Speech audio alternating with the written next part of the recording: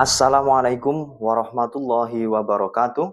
Perkenalkan, nama saya Faizal Sutrisno, mahasiswa PPG PAI dalam jabatan Batch 3 UIN Salatiga dengan nomor induk mahasiswa 27030251776. Saya merupakan guru pendidikan agama Islam di SD Negeri Kutasari 01, Kecamatan Cipari, Kabupaten Cilacap, Provinsi Jawa Tengah. Saya akan melaksanakan tugas uji kinerja di kelas 5 dengan materi hidup lapang dengan berbagi. Selamat menyaksikan. Wassalamualaikum warahmatullahi wabarakatuh. Assalamualaikum warahmatullahi wabarakatuh. Waalaikumsalam warahmatullahi wabarakatuh. Bagaimana kabarnya anak-anak? Sehat? Sudah siap untuk belajar? Wah, ini ceria banget kayaknya, habis makannya banyak ini ya. Oke, kalau sudah siap, mari kita awali dengan bernyanyi yang ceria, kemudian dilanjutkan dengan berdoa bersama-sama. Oke, 1, 2, 3. Satu jari kanan, satu jari kiri, ku gabung menjadi 2, jadilah jembatan panjang. 5 jari kanan, 5 jari kiri, ku gabung menjadi 10, ku siap berdoa. Bismillahirrahmanirrahim. Nah, kalian sudah berdoa semuanya. Kenapa belajar itu penting untuk berdoa? Karena setiap doa itu, setiap niatan, perbuatan kita itu bergantung pada niat. Kalau kamu belajar diniatkan dengan berdoa yang baik, maka insya Allah pembelajaranmu itu ilmunya akan bermanfaat. Tidak ada yang sakit? Jaga kesehatan ya, karena cuaca sekarang itu benar-benar panas ya. Jangan kebanyakan makan es. Es tidak dimakan ya, es diminum ya. Jadi jangan terlalu banyak minum es. Masuk ke pembelajaran, Pak Guru mau mengecek kehadiran siswa ya. Yang pertama ada Dian, hadir? Tata? Diva? Raisa? Sebelum masuk ke materi kali ini, Pak Guru akan menyampaikan hal penting apa yang nanti akan kamu pelajari dan hubungannya dengan materi yang sebelumnya. Kemarin kita sudah belajar tentang materi khalifah, ya. Bagaimana manusia sebagai khalifah atau pemimpin. Manusia sebagai pemimpin berarti mampu memberi kasih sayang kepada yang lemah. Apalagi kalau misalkan di Indonesia ini ya, banyak sekali dari ras yang berbeda, suku yang berbeda, agamanya juga berbeda-beda. Ada agama Islam, Kristen, Hindu, Buddha, Konghucu, ya. Berbeda-beda. Maka sebagai pemimpin itu harus memberikan kasih sayang, tidak diperbolehkan untuk membeda-bedakan. Nah, hubungannya dengan materi zakat kali ini sama halnya kita saling memberi kasih sayang, berbagi sehingga menjadikan kehidupan lebih indah. Nanti kalian bisa mengetahui apa dari pengertian zakat, baik itu zakat fitrah maupun zakat mal. Dan kalian bisa mencari berapa zakat yang harus dikeluarkan. Dan beberapa zakat yang boleh dikeluarkan dan juga orang-orang yang wajib atau bisa menerima zakat. Nah, nanti akan kita pelajari. Di sini kita boleh nggak menerima zakat kalau misalkan kita termasuk orang yang mampu. Baik, sudah siap ya? Di sini Pak Guru akan menampilkan sebuah video ya, tolong untuk diperhatikan.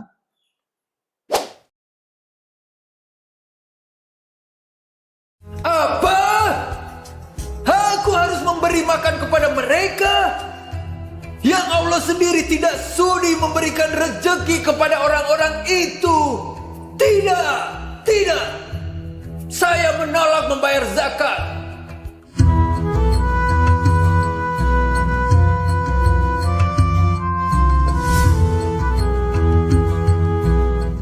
seorang sahabat Rasulullah bernama Salabah. Salabah adalah orang yang sangat miskin. Setiap selesai menunaikan sholat berjamaah di masjid, Salabah selalu buru-buru pulang duluan. Ini karena kain yang digunakannya untuk sholat hanya ada satu, dan Salabah harus bergantian memakainya dengan sang istri tercinta. Hari terus berlalu. Akhirnya Salabah menghadap Rasulullah. Ya Rasul, berikan kepadaku jalan untuk menjadi kaya. Rasulullah meminta Salabah untuk menerima rezeki yang ada dengan tawakal dan mengingatkannya untuk bersyukur agar Allah menambah nikmatnya. Namun Salabah bersikeras ingin menjadi orang kaya.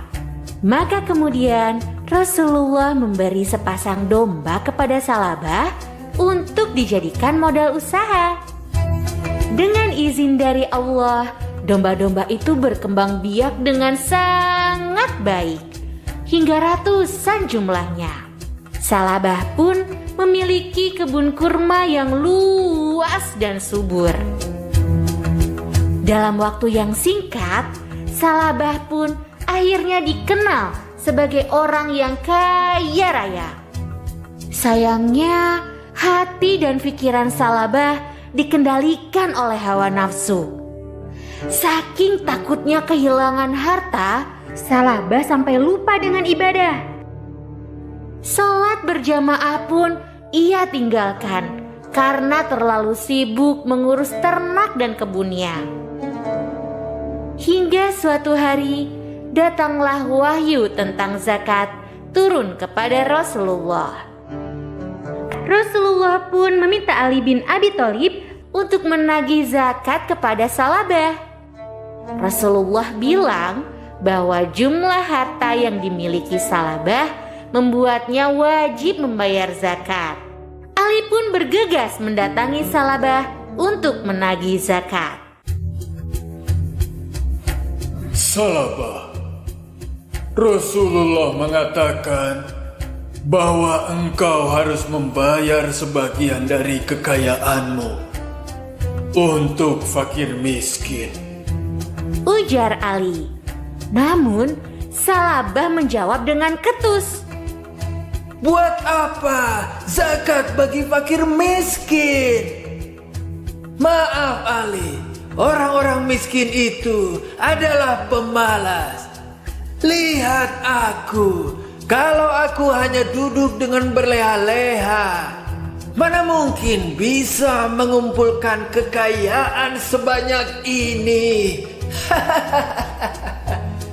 Ali pun menjawab, Tetapi rukun Islam telah menetapkan atas orang yang mampu bahwa ia diwajibkan untuk menunaikan zakat dari sebagian hartanya. Salabah pun naik pitam. Apa? Aku harus memberi makan kepada mereka yang Allah sendiri tidak sudi memberikan rezeki kepada orang-orang itu? Tidak, tidak. Saya menolak membayar zakat. Rasulullah khawatir memikirkan jika kelak Salabah dilaknat oleh Allah karena tidak mau membayar zakat. Bahkan saking khawatirnya, Rasulullah meminta Ali untuk menagih zakat kepada Salabah hingga 3 kali. Tapi Salabah masih juga menolak untuk berzakat. Rasulullah pun berkata bahwa harta Salabah kelak tidak akan bisa menyelamatkan dirinya. Apa yang diucapkan Rasulullah pun terjadi. Mendadak ternak Salabah diserang wabah. Bahkan banyak dari ternaknya yang mati. Tak hanya itu, kebun kurmanya pun menjadi kering karena diserang hama. Salabah akhirnya datang menghadap Nabi dan hendak membayar zakat. Namun Nabi menolaknya. Salabah pun akhirnya mendatangi Abu Bakar dengan niat yang sama. Abu Bakar, aku ingin melaksanakan kewajibanku. Tolong terimalah zakatku. Ucap Salabah. Abu Bakar berkata, Maaf Salabah, aku tak menerima apa yang ditolak oleh Rasulullah.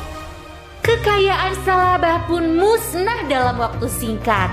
Ia jatuh miskin dan terlunta-lunta. Pada akhirnya, seluruh harta yang dimilikinya tidak dapat menyelamatkan hidup Salabah.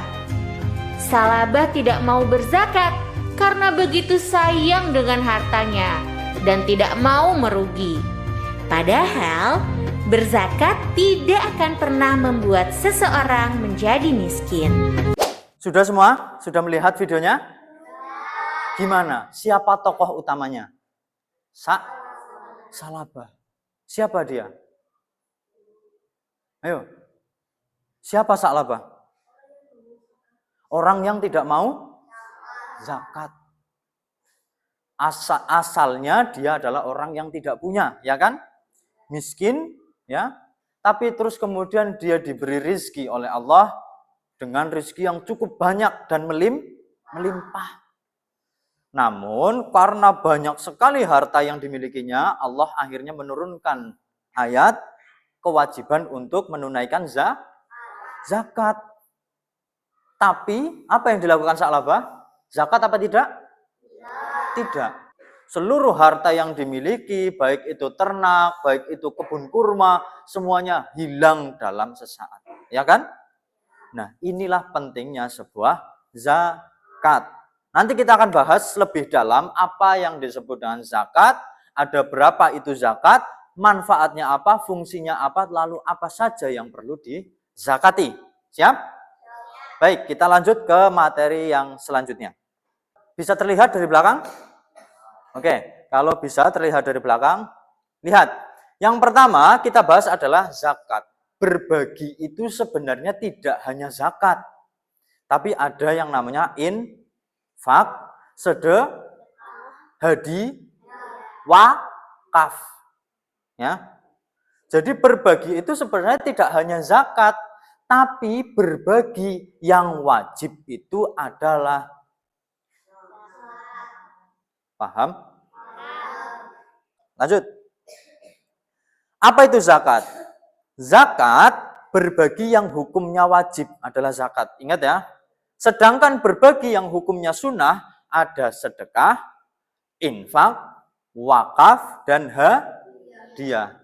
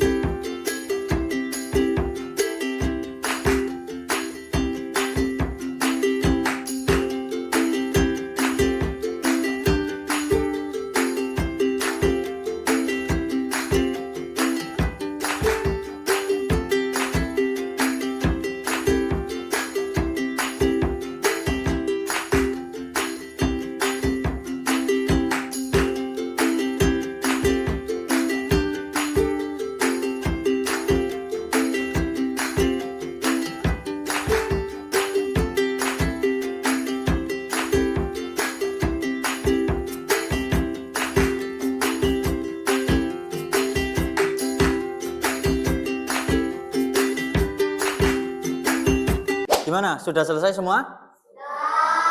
Beneran sudah? Yuk, siapa coba?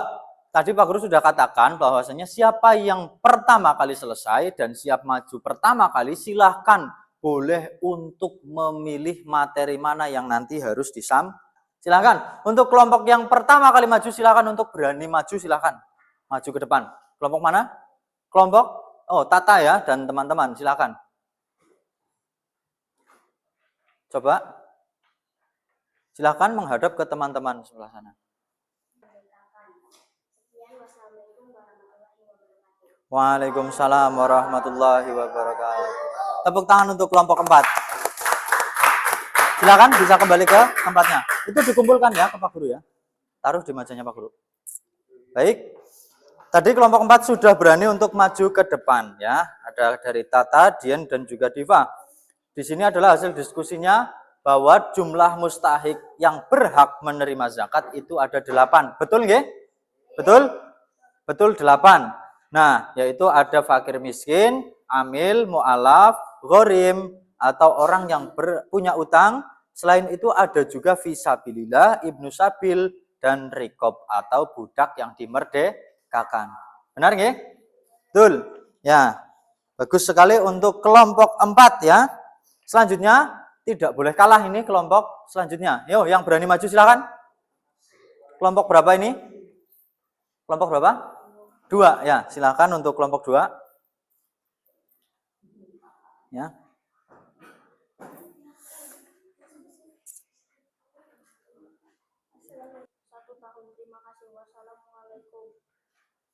Waalaikumsalam warahmatullahi wabarakatuh. Baik. Apa ini pembahasannya tentang apa? Nisab. Berarti artinya apa? Memiliki arti batasan seseorang wajib mengeluarkan zakat. Memiliki arti batasan seseorang wajib mengeluarkan zakat. Berarti artinya kalau kamu punya kambing 3, belum wajib untuk mengeluarkan zakat. Tapi kalau kamu punya kambing ratusan, ya, berarti kamu wajib untuk mengeluarkan zakat. Itu adalah yang namanya nisab, batas minimal yang kamu miliki untuk mengeluarkan zakat. Cukup? Semuanya sudah paham? Paham ya? Nah, kesimpulan yang bisa kita ambil dan kita petik dari sini, dari pelajaran kali ini, yaitu zakat. Zakat itu mempunyai fungsi penting. Ya, 1, membantu orang yang kesulitan. Karena apa? Kamu ngasih zakat ke orang yang tidak mampu. Dengan harapan besok ketika lebaran, kamu di rumah juga makan-makan, mereka yang di rumah juga ikut makan. Ya, karena mereka punya beras. Selanjutnya, Pak Guru memberikan tugas mandiri untuk kalian. Ya, silahkan dirangkum mulai dari pembahasan zakat fitrah sampai dengan zakat mal. Ya, silakan itu dirangkum sebaik mungkin, serapih mungkin tulisannya. Besok pertemuan selanjutnya yaitu dikumpulkan kepada Pak Guru sebelum pembelajaran. Ya, siap nggih? Materi berikutnya kita akan bahas tentang apa? Masih indahnya saling berbagi. Tapi yang nanti akan kita bahas adalah sedekah, infak, ya, hadiah, wakaf. Ya, 4 ini. Kelompok 1 paham? Kelompok 2 paham? 3? 4? Oke, berarti sudah bisa memahami semua. Mudah-mudahan apa yang kita pelajari kali ini bisa memberikan manfaat bagi kita semua ya. Baik, ya, sudah ya untuk anak-anakku sekalian. Silakan untuk dipimpin berdoa. Kepada ketua kelas silakan untuk memimpin berdoa. Mungkin itu saja pesan dari Pak Guru. Sekian. Wassalamualaikum warahmatullahi wabarakatuh.